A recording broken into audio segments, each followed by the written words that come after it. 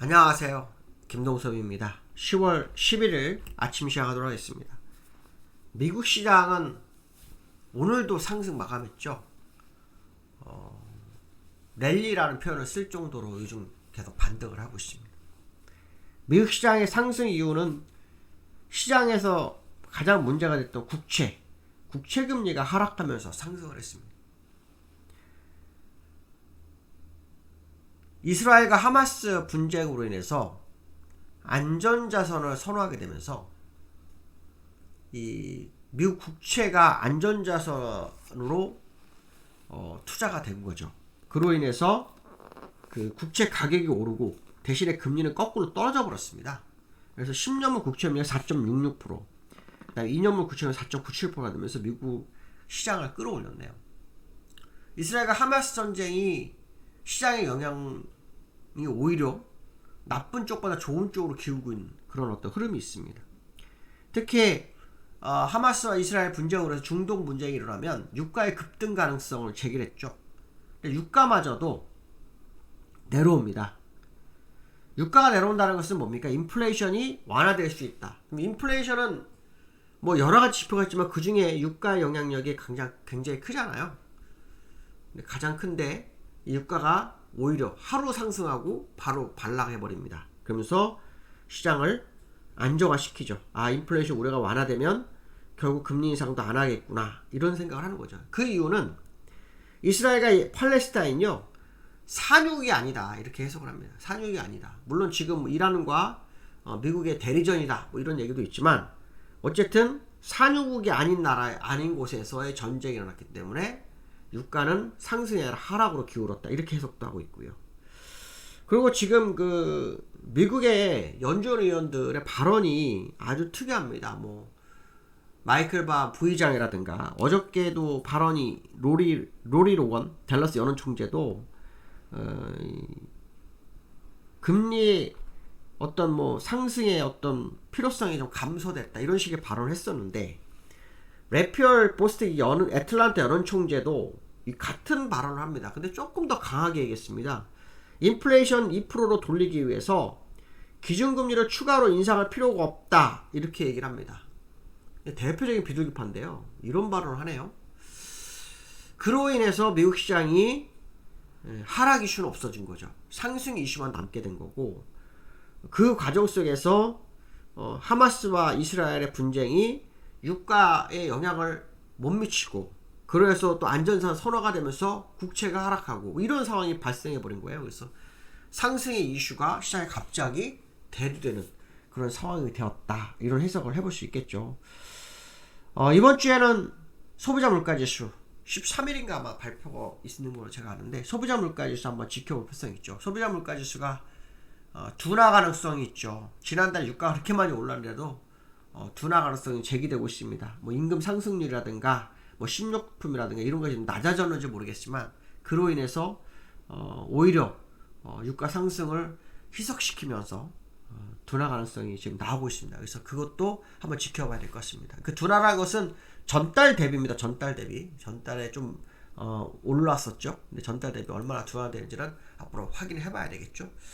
나스닥과 다우 차트를 보시면, 다우는 오늘 21선과 조우로 했었네요. 21선과 조우, 그 장중할 때 0.87%까지 갔다가 소폭 눌러서 0.4%로 마감을 했거든요. 근데 일단은 22선까지 조우를 하는 그런 상황이 됐고요. 나스닥은요, 돌파해서 이제 요 위에 있는 그 91선이나 62선까지 올라가 버렸네요. 근데 장중할 때 좀 많이 올랐었어요. 1.3% 올랐었는데 상승폭을 좀 많이 제한시키고 끝났습니다. 그러나 상당히 좀 강한 모습이죠. 이스라엘과 팔레스타인이 시장에 악재로 작용하는 것이 아니라 호재로 작용하면서 미국 시장을 더 끌어올리는 묘한 시장의 모습이 있습니다. 참 시장은 어려운 겁니다. 그렇죠? 어떻게 해석하느냐, 시장 투자가도 어떻게 해석하느냐에 따라서 시장이 달라지는데, 미국 시장은 요즘 악재는 별로 해석이 그렇게 좋게 악재를 나쁘게 해석하지 않습니다. 오히려 호재 쪽으로 이렇게 둔갑한다는 표현을 쓰나요? 뭐 그런 일도 좀 있는데요. 지금도 그런 상황이 아닐까, 이런 해석도 해볼 수 있을 것 같고요. 서부 텍사스 중진류가 어저께 반등을 내려왔어요. 근데 지금 이게 사실은 상승 이격이 없었어요. 일목균형표상으로는 상승 이격이 없다라고 하거든요. 없는데 올랐어요. 그러면 다시 내려가는 경우가 많거든요. 그래서 오늘 일단 0.47% 많이는 못 내렸지만 오늘 밤에 만약에 유가가 내리면 정말 많이 빠질 수 있거든요. 오늘 밤 유가의 흐름만 볼 필요성이 있습니다. 만약 유가가 하락하게 되면 시장은 또 한 번 움직일 소지가 있죠. 그래서 유가가 일목균형표상으로는 상승보다 하락 쪽으로 더 기울어 있었는데 이스라엘 팔레스타인 이슈로 잠시 올라왔지만 추세적으로는 위쪽과는 좀 거리가 있어 보이는 모습입니다. 제가 말씀드리고 싶은 것은 뭐냐면 간다 그러는데 갑자기 그 얘기야 이렇게 얘기하실 수도 있겠지만 제가 말씀드린 이격이라는 게 있거든요. 이격을 벌리고 가야 되거든요. 만약에 가더라도 이렇게 벌려서 이렇게 가야 되는 거예요. 그래서 지금 상태는 여기서 놓쳤기 때문에 내려갔으면 더 내리던가 해서 이격을 벌려서 이렇게 튀어 올라야 되거든요. 근데 이격 없이 올라오는 건 다시 이격을 벌리게 내려가는 게 정상이기 때문에 그렇게 말씀드리는 겁니다. 저는 유가가 더 올라갈 소지가 높다는 쪽에 전체적인 흐름을 보고 있지만 현재 위치에서만큼은 이격 벌리기 하락이 필요할 수 있는 공간에 있다. 이런 표현을 쓸 수 있을 것 같습니다. 두 번째로는요. 삼성전자가 감산 효과가 뚜렷하고 D램 가격이 반등이 뚜렷하다고 합니다. 오늘 잠정 실적 발표가 있죠. 삼성전자가 어제도 한 2.4%까지 갔다가 다 밀려서 0.4% 정도로 상승 마감했거든요.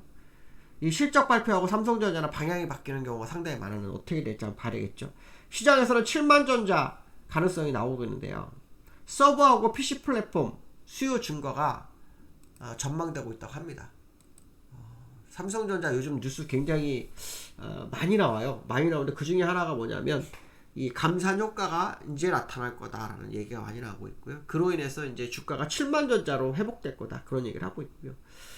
또 DDR 생산을 4분기에 증산한다는 뉴스가 있습니다. DDR5를 4가 아니라 5네요. 예.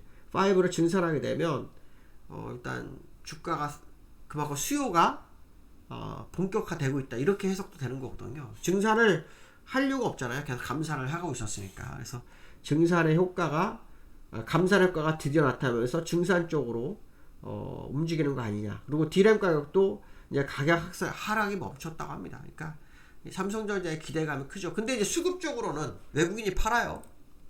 기관만 사고 있습니다. 근데 사실 외국인이 팔아도요. 이 이전에 보시면 외국인이 참 많이 샀어요. 이 이전에 외국인이 많이 샀어요. 들어가면. 그래서 이번에 삼성전자 사실 상승에 실패했던 외국인이 견디다가 버린 거거든요. 여기까지 견디다가 벌었어요. 근데 여기서 이제 기관이 받아주고 있거든요. 오늘 우리가 제일 중요해 버릴 것은 외국인이 매수로 전환하는지를 한번 보실 필요성입니다. 왜냐하면 미국에서 엔비디아도 1%가 올랐거든요. 그래서 그런 부분도 한번 확인해 볼 필요성이 있고요. 그 다음에 이제 어저께 코스닥이요. 800이 붕괴가 됐어요. 795로 끝났거든요. 근데 코스닥이 7개월 만에 붕괴가 됐죠. 2차 전지들이 많이 밀리면서 끝났는데요. 코스피도 밀렸어요. 어저께 아시아 시장에서 유일하게 한국장만 밀렸습니다. 중국하고 한국만 밀렸고요. 다 올랐습니다. 다 올랐습니다. 여기도 지금 독일, 프랑스도 2% 올랐고요. 일본도 2% 올랐고요. 홍콩은 2% 올랐다 눌렸고요. 그러니까 우리나라는 지금 중국하고 비슷하게 흘렀는데요. 어저께 우리나라는 위클리였죠. 위클리 만기. 우리나라 만기가 일주일에 2번 있어요. 월요일, 금요일, 목요일. 그러다 보니까 시장이 이 만기 때문에 막 개판되는 거죠. 엉망진창으로 되는 겁니다. 왜냐하면 갈 길을 자기들 포지션으로 만들겠습니다. 개판이라 써서 죄송합니다. 네. 그런 표현이 써서 죄송합니다만 어쨌든 시장이 참 어렵고 예측 불가능 쪽으로 흘러간다. 뭐 이런 해석을 해야 되겠죠. 그래서 어제 같은 경우에는 우리나라가 제가 이제 반등 가능성을 제기했었는데 아침에는 상승하다 밀렸거든요. 밀렸는데 너무 쉽게 밀리더라고요. 그래서 이거는 만기 때문에 그런 것 같다. 이런 해석도 될 수 있고요. 또 하나는 그 외국인이 매도가 좀 이루어지고 있어요. 외국인들이 계속 매도를 하고 있습니다. 그러니까 외국인의 매도가 수급 쪽으로 불확실성을 키운 거고요. 기관을 매수를 시작했고요. 그게 또 문제가 되는 거고요. 그 다음에 이제 이 시장을 어떤 선도할 주도주가 보이지 않는 거죠. 지금은 이제 삼성전자, 하이닉스냐, 현대차냐, 2차 전지를 좀 물 건너간 거 아닌가 이렇게 생각할 수 있고요. 또 시장에서는 그 미수하고 스탁론을 끄집어내기 위한 뭐 하락이었다 이런 얘기도 좀 있긴 한데 어떤 것이 맞는지를 한번 지켜봐야 될 것 같습니다. 오늘 여기까지 하겠습니다. 감사합니다.